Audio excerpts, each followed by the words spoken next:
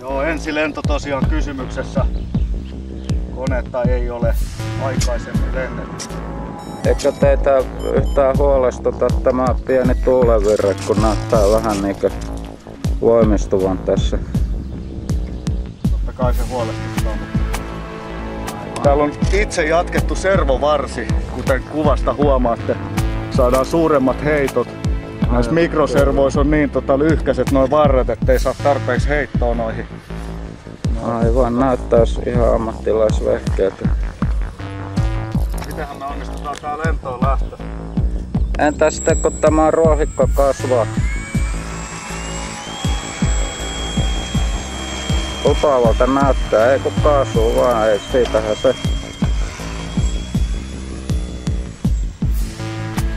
Uhku jännittää. Aika nätisti se lentää. Kyllä, todella. Toivotaan, että kaikki tämä tauti joutuu jälkisukupolville.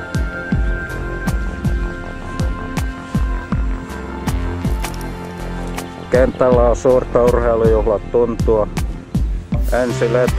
Lentäminenhän ei ole vaikeaa verrattuna laskeutumiseen. Tosi se on aina aika varmaa se laskeutuminen. Joo, yleensä se tulee alas. Ei oo montaa jäädä tuonne kummittele. Kaasu. On kovempaa ei lennä, mutta aika kivasti se kyllä kulkee. Ja todella hyvin trimmistä.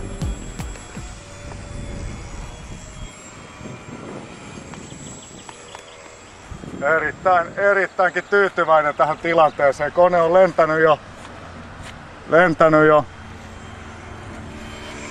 useamman minuutin. Tai ainakin se tuntuu siltä, kun ottaa huomioon, että lyhin lento on 4 sekuntia, mikä oli Sukhoi Su-27. Jaaha, mitenkäs Sukhoille sitten näin niin kävi? Sukhoi teki syöksylaskun heti nousun jälkeen, niin kuin venäläisissä lentonäytöksissä yleensä on vähän tapana. Katsotaan, saadaanko me ehjänä alas. Elikkä Sukhoissa ei toiminut kuin jarrut. Ai jää, kun tulee nätisti. Upsista, se oli todella tyylikkästä. Yes! Voimme ylpeänä tuulettaa, se oli hieno lento. Täytyy myöntää. Minusta tuntuu, että tuo Cessnan koelentäjä haastattelematta Kato, se juuri. säpäleitä tulee, nää ei näköjään kestä, se nurmikko ottaa kiinni, pitäisi vaan vähän. Siinä on jo pientä. Aha, vähän vahvikkeita sinne. Mä luulen, että mä teen näin, että mä poistan tän. Antaa olla, jos se sitten... Mitäs, onkos näitä töröksiä vai? Toinen tiltti.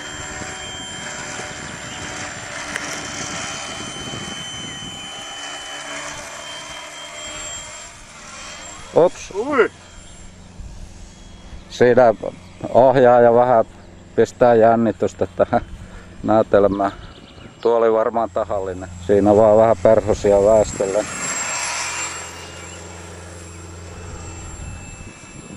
Siellä isoveli lentelee tuolla. Näyttäisi oleva Cessna.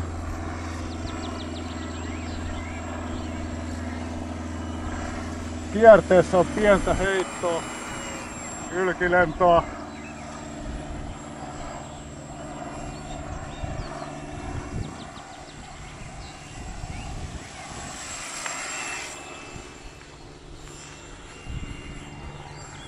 Vauhtiakin löytyy näköjään, kun pistää vaan hanaa.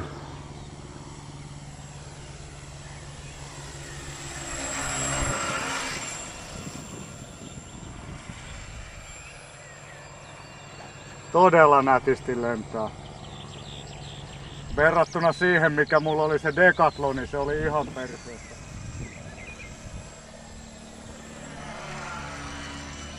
Silmukas lähtee vähän kiertää. Ui! Nyt menemme tutkimaan vauriot. Tämähän oli kuulosti vähän, että rysähti. Risahti ja rysähti. Ei olisi pikaliimaa nyt mukana. suunniteltu lasku. Katsotaan nyt Onko se viisasta tehdä tälleen ylösalaisin laskuja? Ei vaurioita. No nämä laskutelineet, mitkä siellä saa kipeätä.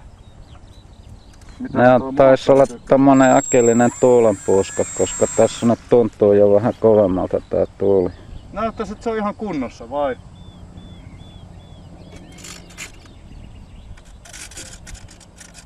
Ottiko toi sivuperäisin pientä trimmausta?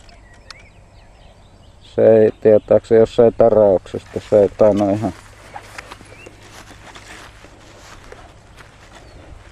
Kokeillaanko vielä samalla akulla, jos se... Sehän olisi hyvä vetää tyhjäksi varmaan. Eikä mitään ongelmia, teknisiä ongelmia. Se on nämä akkujen käyttöjät on rajoitettu, ettei tarvitse kovin kaukaa lähteä etsimään tota konetta. Nyt tulee melkein nätti silmukkakin, se oli peräisin, kato vaan killis. Just. Tai sitten toi tuulikin voi tietysti vähän heitellä sitä. Tuuli se. Tässä kun sä oot puuskittaista, niin se on niin arvaamatonta. Se oli siisti. Ei uskalla vielä ruveta leijuttelemaan, kunhan nyt vähän ottaa tatsia tähän. Ja...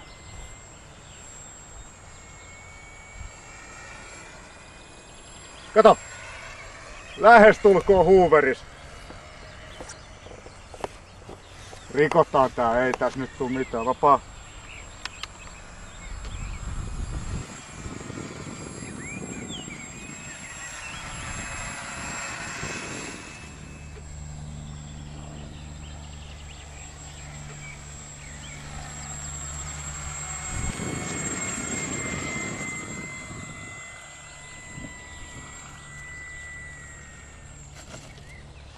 Se oli aika hallittu. Mä luulen, että mä vaan seuraavaksi toisen akun, mutta kokeillaanko sitä sun konetta välillä? No. 1,5 akullista päästiin ajamaan. Sitten kesken lennon valkoinen osa tipahti koneesta. Kone tuli turvallisesti alas ja tutkittiin, että mistä se johtuu. Potkurin mutteri putosi kesken lennon.